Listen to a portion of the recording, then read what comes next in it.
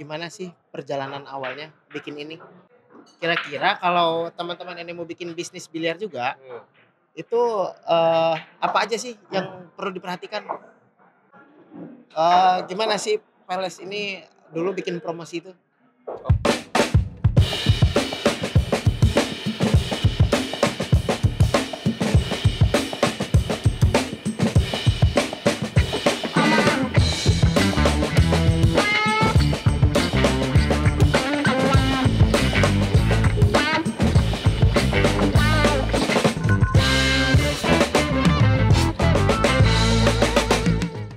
Kita dari awal tuh sebelum opening kita sudah mulai promosi itu dari Instagram. Kita udah mulai pengenalan lah bahwasanya di Pamulang ini pengen ada biliar. Gitu, target marketnya siapa, mejanya berapa, fasilitasnya apa aja. Gitu. Jadi pas kita opening, oh udah pada tahu nih tempatnya di sini, ada apa aja di dalamnya. Ya. Untuk mendukung itu pas pembukaan di hari-hari awal lah kita ada gratis meja main gitu. Misal sejam ya waktu itu kalau nggak salah. Kita gratis sejam main. 2 jam malah ya 2 jam. Terus juga ada beberapa paket yang bisa bandel di awal gitu. Jadi yang mau nyoba cukup worth it lah untuk menghilangkan rasa penasarannya dan cukup tahu nih, oh ada Peles Biliar di Pamulang. Terus sama paling kita lengkapin dari TikTok sama IG Reels sih. Itu cukup dikencengin untuk sekarang. Ya untuk promosi memang sampai hari ini kita masih organik Pik ya. Jadi yang kita mainkan adalah sosial media pribadi lah. Dari Instagram, terus TikTok, terus juga Google Review gitu benar-benar kita kencengin. Nah, dari awal kita mikirnya ya Pik ya, orang tahu dulu deh, orang nyobain dulu deh tempat kita. Karena kan kuncinya kalau misalnya customer itu puas, dengan sendirinya dia akan memberikan review di Google misalnya. Atau memberikan, kan sekarang orang tuh biliar tuh jadi lifestyle ya Pik ya. Iya. Lo kalau nggak main biliar nggak gaul gitulah kesannya ya. Kalau yang gua tangkap kesannya anak-anak gitu. kampus ya kalau segmen anak kampus tuh. Anak-anak Gen Z lah pokoknya. Iya benar. Jadi karena hal itu ya dengan sendirinya karena mereka ngelihat oke, konsep kita bagus, tempat kita nyaman, mereka akan memberikan review sendiri dan nge-share ke sosial media dia pribadi gitu lewat nge-tag kita gitu kan, awareness-nya jadi organik gitu ya. Gitu sih, Wan. Dari sebelum grand opening nih. Iya. Itu berapa lama sih waktu promosi sampai ke grand opening? Karena waktu itu kita ngajar waktu banget ya. Kita cuma punya waktu 1 minggu before grand opening. Iya, 1 minggu sebelum grand opening. Jadi 1 minggu sebelumnya kita nyiapin konten apa aja nih yang mau kita post. Nah 1 minggu, H-1 minggu grand opening itu kita udah tinggal ngepost aja karena kontennya kita udah buat seminggu sebelum execute gitu. Itu sih ya Pik ya. Terus gini, ini waktu sampai jadi ke grand opening itu kan waktunya kira-kira cuma 3 bulan ya? Yes. Ada nggak yang kelewat dan lu nyesel gitu kalau misalnya boleh ngulang ke 3 bulan sebelumnya, wah gue harusnya kerjain ini dulu nih. Karena kalau nggak itu, ya artinya itu bisa lebih bagus kalau misalnya itu dikerjain. Ada nggak yang kelewat? Banyak sih, terutama di bagian fasilitas ya. Kayak ini kan kita udah banyak improvisasi Wan. Tadinya tuh bangku kita bangku tinggi dan pegel ya, kurang nyaman. Sekarang udah kita ganti sofa. Nah, kalau misalnya kita turn back time nih, kita balikin waktu, ya pasti semua pengennya sempurna ya.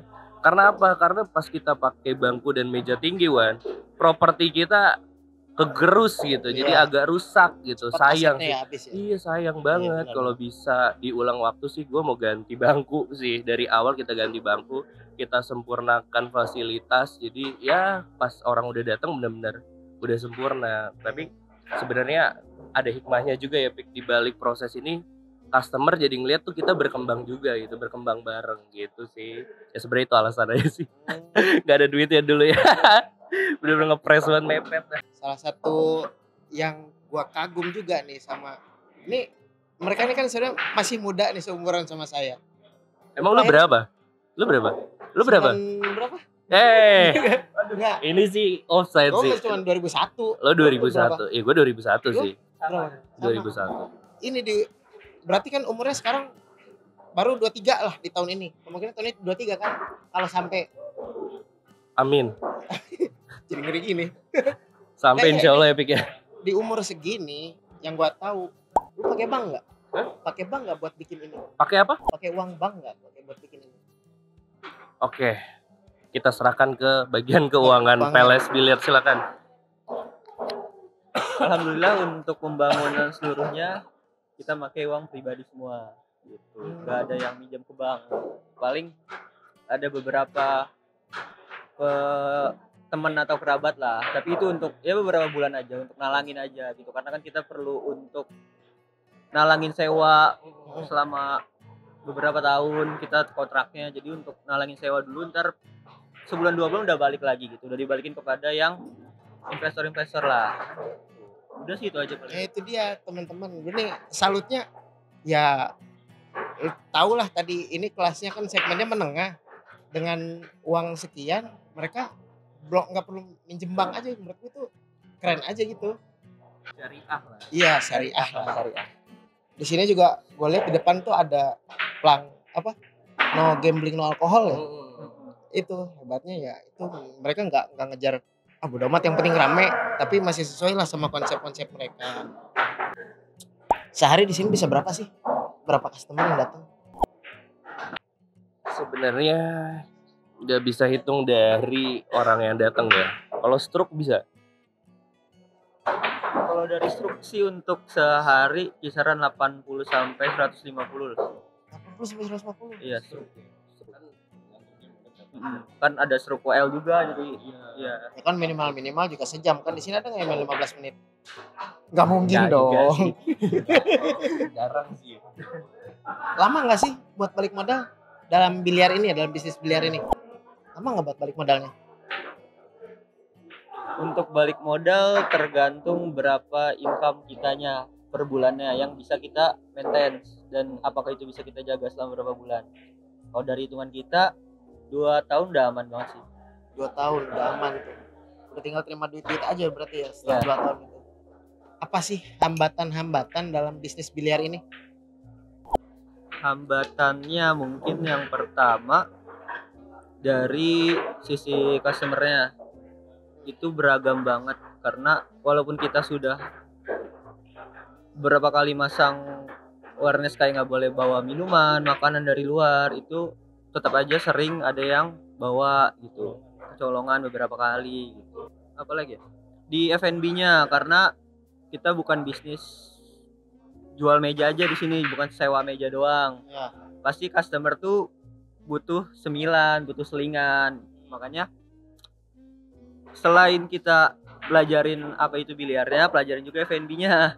Gimana kontrol rasanya, minumannya, udah serve customer-nya gimana.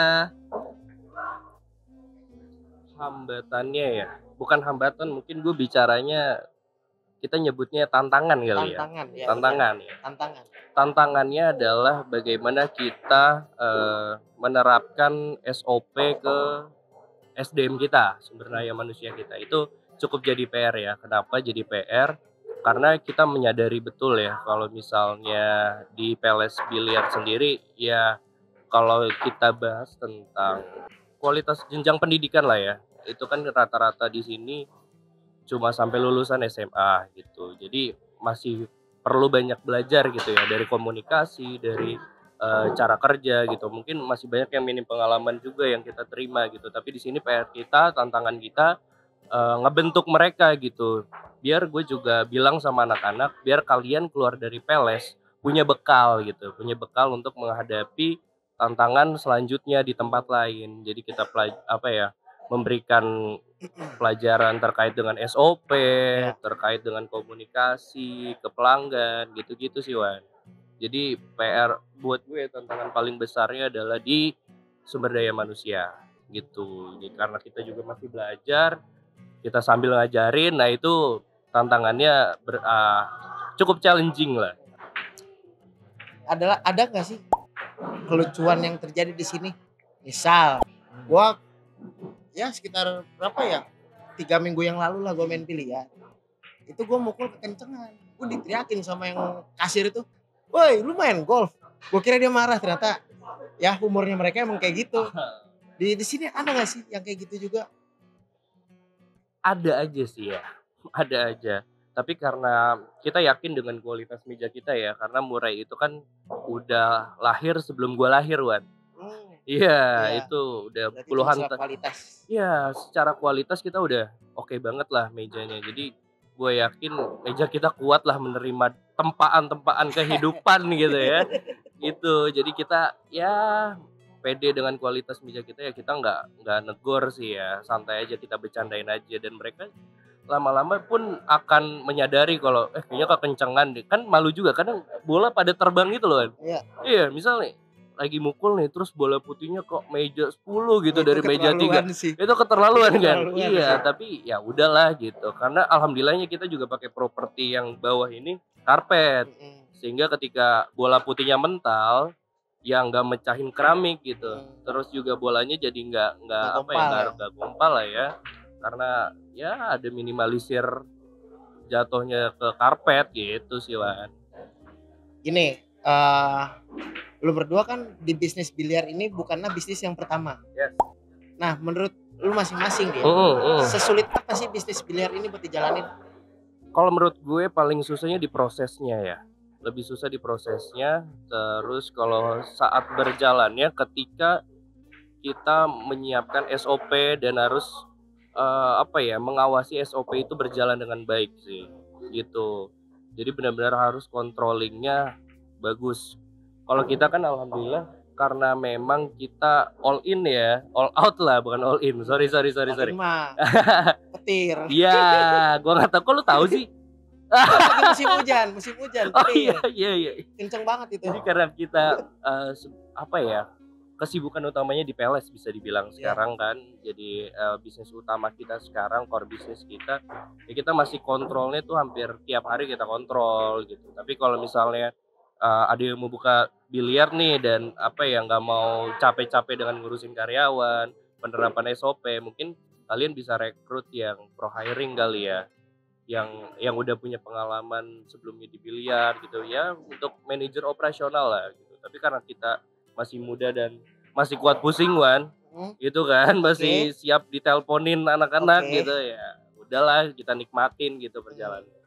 Sama sih, untuk mengerti biliar ini mungkin seharusnya enggak, kita kan tadi dibahas di awal hanya 3 bulan preparation. Itu cukup cepat banget.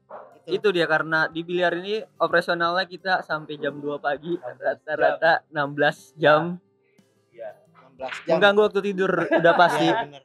Acak-acakan banget. Itu bahaya ketika tua nanti ya. Itu dia makanya. Semoga kita selamat dan sehat terus sih. Amin. Itu paling ngeganggu waktu tidur aja, itu parah banget. Iya. Mungkin solusinya kalau biar enak, tadi udah disebutin nama Mas Abil ini, ya rekrut pro yang pro hire-nya aja lah. Jadi lebih melepas mendelegasi ya tugas yang perlu teknis. Iya. Pertanyaan terakhir, apa yang mau lu buat selanjutnya di biliar ini? Apa lu mau lebih gedein lagi? Apa lu mau buka cabang? Apa kayak gimana? Nah, ini menarik. Yang pertama, kita pengen di PLS ini khususnya banyak atlet-atlet yang terbentuk gitu. Jadi emang kita siapkan beberapa program, beberapa event yang berjangka panjang untuk efek PLS ini ke depannya. Terus untuk PLS secara luasnya, tentu aja kita pengen mengekspansi PLS ini nggak cuma di Pamulang. Udah ada beberapa lah target kita dalam beberapa waktu ke depan lah, semoga ya dapat terrealisasi lah. Tadi Fikri kan bicara inovasi yang valuable ya, yang enggak ternilai secara material ya. Mungkin kalau gua menjelaskannya secara material ya, gimana kita memonetize PLS sendiri gitu. Kita mau ekspansi, yang pertama ya pastinya buka cabang ya. Buka cabang ya, kalau misalnya teman-teman mau buka cabang boleh. Boleh. Oke, kita open for investor juga sebetulnya ya. Karena apa, Wan? Karena gue ngelihat sendiri kalau bisnis itu mau cepat berkembang pasti pakai pendanaan, entah dari angel investor, venture capital, bank dan segala macam lah gitu. Karena ya kalau mengandalkan perputaran cash flow itu kan untuk balik modal, tadi Fikri udah memperkirakan forecastingnya 2 tahun. Kalau 2 tahun kita baru ekspansi itu terlalu lambat gitu. Karena kita mengejar momentum sekarang ini kan. Karena kita nggak pernah tahu teman-teman tren bisnis itu sampai kapan gitu. Untuk yang established ya cuma berapa persen lah gitu. Jadi untuk memanfaatkan momentum ini ya kita open for investor gitu. Kita terbuka banget buat investor yang mau buka biliar tapi belum tahu gimana caranya. Kan kita kebetulan ada pengalaman lah ya sedikit gitu. Ya bisa lah nanti dengan datang aja lah ya ke sini. Iya, datang aja ke sini. Tanya aja sama kasir gitu ya, minta nomor telepon kita atau boleh di sini? Boleh di sini. Boleh di sini, boleh. Di sini. Oke, nanti bisa hubungin gua aja. Instagramnya ada di atas sini. Iya, oke, boleh di sini ya. Iya. Oke, ya bisa lah kita diskusi dulu ya buat modalnya gimana, terus konsepnya gimana. Karena kebetulan kan Peles sendiri konsep udah kuat nih. Iya. Nah, boleh gak gue jelasin konsep Peles ya? Boleh jelasin. Peles Billiard ini kan dari namanya aja udah Peles. Peles itu kan artinya kerajaan ya. Jadi kita memberikan nuansa yang ya golden black gitu. Jadi terkesan seperti di kerajaan. Mewah lah ya, fancy. Tapi kita tetap karena kita ngambil segmennya middle, makanya tagline kita aja tempat fancy, harga friendly gitu. Iya, jadi secara konsep kita sebetulnya udah kuat lah. Itu sih Wan. Jadi ya kita juga udah ngejalanin sendiri. Jadi kita udah tahu rumusnya gitu loh. Kita udah tahu step-stepnya.